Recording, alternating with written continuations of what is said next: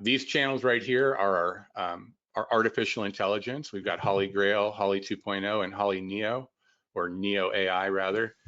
They all kind of look at different strategies, but essentially they're using our back testing and our optimization tools to optimize every strategy every single night, and you're presented with new ideas every day. So if I move over to my Omni AI, that really contains all three of the different AIs in one single view right here.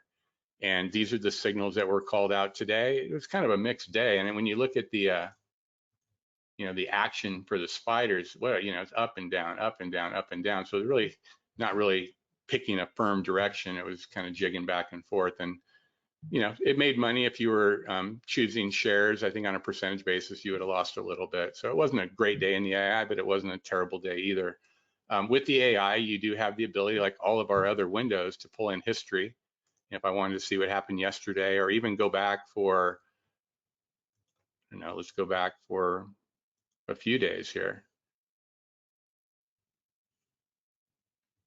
I'm sorry, today, and I'm going back for a few days. And I'll hit OK. And now I'm going to go ahead and pull from the server all the different AI signals that were called over those days. And if you expand the entry time, you're going to get the date on there as well, the date that it was generated.